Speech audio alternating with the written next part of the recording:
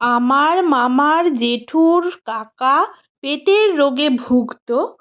কি খাবে আর কি খাবে না সব সময়ই ভাবতো। আমার রান্না ভাতের সাথে খেলো একদিন শুক্তো।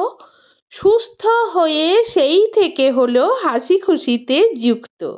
নমস্কার বন্ধুরা, আমি রুমা হাসি খুশিতে হাজির হলাম আজ শুক্তোর রেসিপি নিয়ে।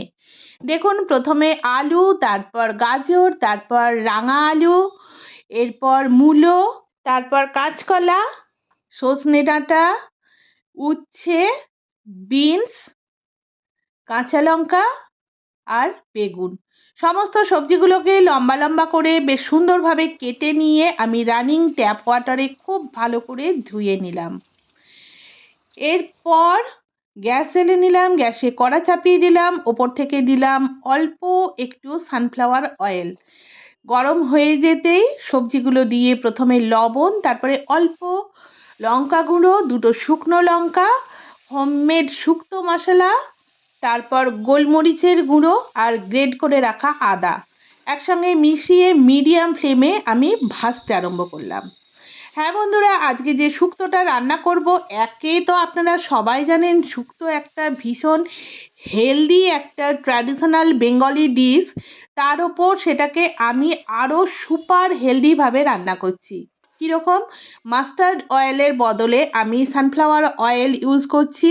এতে তো মনে করছেন আপনারা যে শুক্তোর টেস্ট কমে যাবে, কিন্তু না, আমি একদম গ্যারেন্টি দিয়ে বলছি এতে শুক্তোর টেস্ট একটুও কমে না, ফ্লেভারও কমে না। যত কিছু মজা হচ্ছে হোমমেড শুক্তো মশলাটায়। আর এই লাস্ট স্টেপে যখন আমি এলাচ আর মিল্ক অ্যাড করব তখন। হ্যাঁ বন্ধুরা, দেখুন দুধটা দেওয়ার পরেই কিন্তু টোটাল ডিশটার লুক পাল্টে গেল। অল্প একটু সুগার ফ্রি ইউজ করলাম যাতে টেস্ট একদম ব্যালেন্স হয়ে যায়। ফাটাফাটি দেখতে লাগছে, টকবক করে ফুটছে। রান্না কমপ্লিট, গ্যাসের সুইচ অফ করে দিলাম। আশা করি আপনারা স্টেপ বাই স্টেপ কিভাবে রান্না করলাম সমস্ত রান্নাটা খুব মন দিয়ে দেখেছেন। এবার বলি, শুক্তো হচ্ছে আমাদের বাঙালির কাছে এত প্রিয় একটা ডিশ। সমস্ত সিজনে, সমস্ত অকেশানে এটা চলে।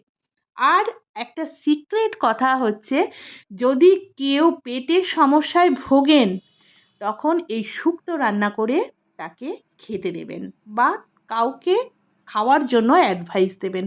দেখবেন সে পুরো কিওর হয়ে গেল। আর বন্ধুরা, আমরা তো আজকে গরম ভাতে এমনিই খাবো, আপনারা কবে খাচ্ছেন অবশ্যই জানাবেন।